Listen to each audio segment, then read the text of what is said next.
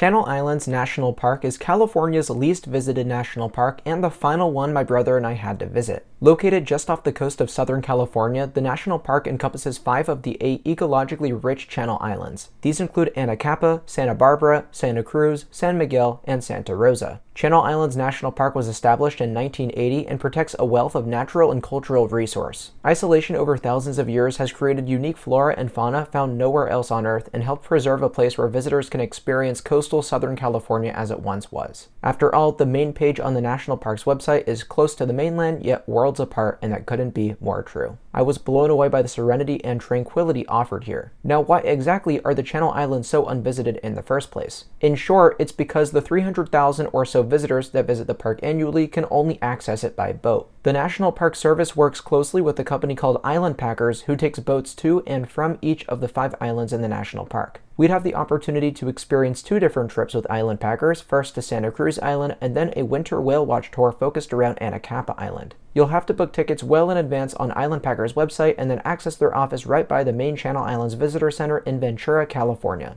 This visitor center is one of my favorites so far, as they have a great topography map right as you enter and a mini aquarium where you can view some of the fish and other sea life that can be found underneath the waters of the Channel Islands. You'll want to make sure you arrive at Island Packers 30 minutes before departure just to be safe, and that extra time will allow you to check out Harbor Cove Beach. This was a lovely sand beach with free parking, meaning there's no fee to park your vehicle when you visit the park. We'd be departing at the earliest time possible, exactly 9 a.m. for Scorpion anchorage at Santa Cruz Island.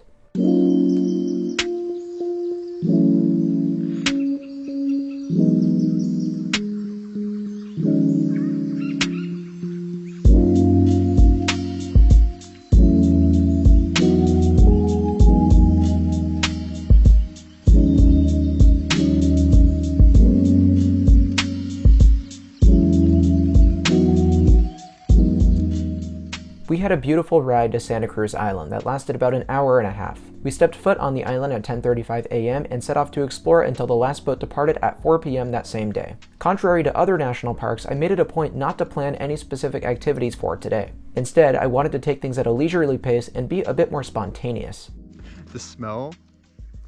We just got here. I wish you were here to smell it because I'm not sure what it is, but it is magnificent. Yeah, humans do try to kind of have sense for this, out in public spaces, like theme parks, Yes. and they cannot replicate this. It's just, the air is so clean and the smell is incredible. Already, it didn't take us long to spot our first island fox. These little guys are one of the main perks of visiting Santa Cruz Island, which is home to the largest fox population because naturally it is the largest island in the national park. What makes the island fox so special is that they are found nowhere else on Earth. Each island population is recognized as a separate endemic species. The foxes here are descendants of the mainland gray fox and is one of the smallest canid species in the world. In the 1990s, 4 island fox subspecies underwent catastrophic population declines due to predation by golden eagles. By the year 2000, only 15 individuals were left on San Miguel and Santa Rosa Islands and less than 80 on Santa Cruz Island. So the national park began a recovery program that included captive breeding and reintroduction of foxes, removal of golden eagles, and various other measures to save the island fox from extinction. This highly coordinated strategy worked wonders, and to date, the population has recovered dramatically within the park,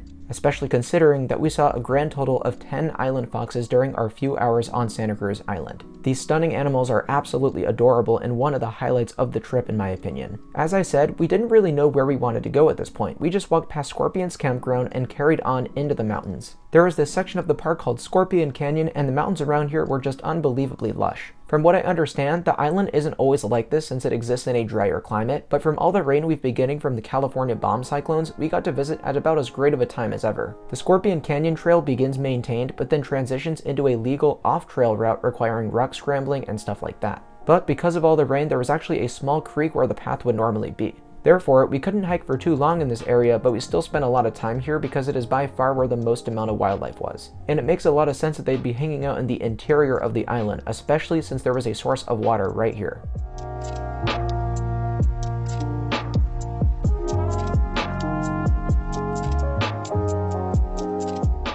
We saw several island foxes here, and something amazing was seeing them climb up the steep canyon and making these loud screeching noises. It was very strange, but pretty adorable at the same time. Then there were tons and tons of birds pretty much the entire time. At one point, we witnessed a whole flock of birds congregate and then rapidly fly outward simultaneously. This was super unusual, and I don't think I've ever seen anything like it before. But after doing some research, I found out that this was a defense method against predators, because should a predator come upon a flock, it should have a more difficult time picking out a single prey to target. Overall, even if Scorpion Canyon isn't exactly hikeable when you visit, it's honestly worth checking out alone for the mountain views and wildlife encounters. But next, we did want to try something with an actual payoff, so we hiked 1.6 miles to Potato Harbor. Potato Harbor is an incredible overlook with 2 beaches or coves on either side. The watercolor is visually impressive, and the floating sea kelp was quite complimentary. I love this ridgeline that separates either cove, and it just makes for a super cool double view almost. Everything from the rock formation shooting out of the ocean, the water crashing onto the beaches, and also seeing the distant mountain range of Santa Cruz Island was very impressive. Now, because of how much we enjoyed the mountain scenery hiking to Potato Harbor, we decided to take the same route down to the campground again.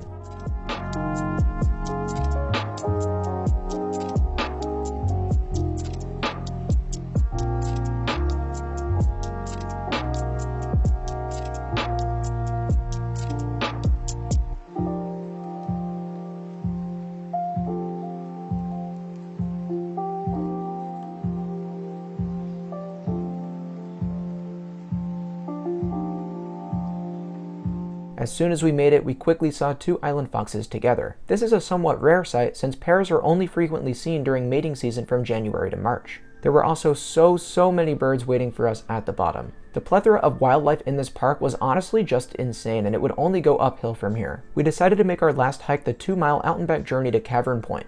Now earlier, when we hiked to Potato Harbor, one minor complaint I had was how the trail wasn't right along the water to where you could just get coastal views the entire time. However, this hike to Cavern Point fixed those complaints, and the trail was so well done. You get amazing ocean views the entire time, able to look out at the mainland and keep a lookout for any dolphins and whales. Cavern Point itself was remarkably impressive, even if the position of the sun wasn't exactly in the right place.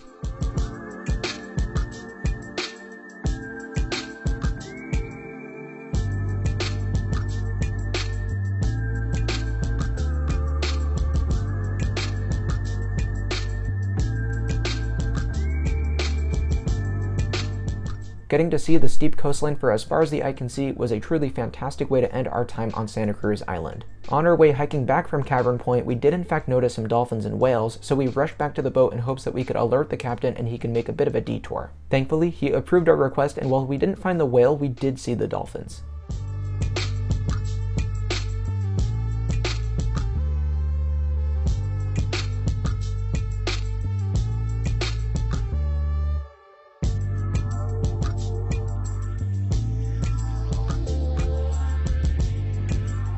The sun soon set on an incredible day at Channel Islands National Park, and we had only good things to say about it.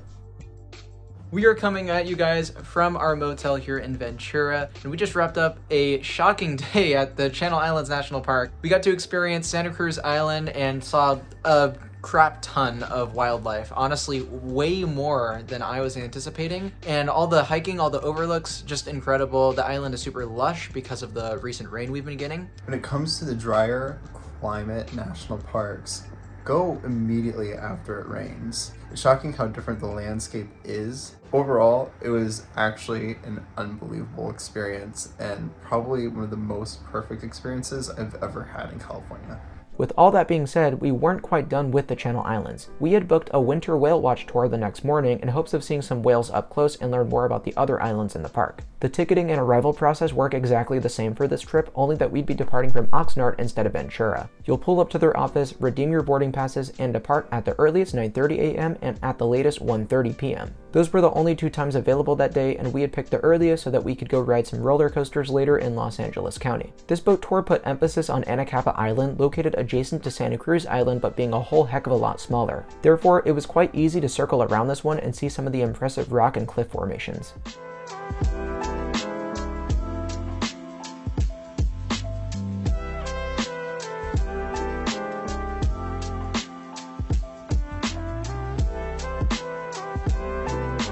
So far on our trip this morning, we had no luck with whales, but we did get to see some elephant seals hanging out right along the cliffs of Anacapa Island. I was pretty content with the cruise overall, even knowing that our chances of seeing a whale at this point were decreasing with time. But our captain had started to take us far out of the way and we couldn't quite figure out why. That is, until there was an announcement that we were soon going to be approaching 2 gray whales. Every year between December and April, an influx of gray whales migrate from Alaska to the warm waters along Baja California in Mexico. That's why whale watching tours are especially popular this time of year, so you can catch some of the whales on their way down south. The waves were pretty rough, which made viewing the whales a bit more tricky as our boat was swaying side to side, but I did get a few good shots of their tails a number of times.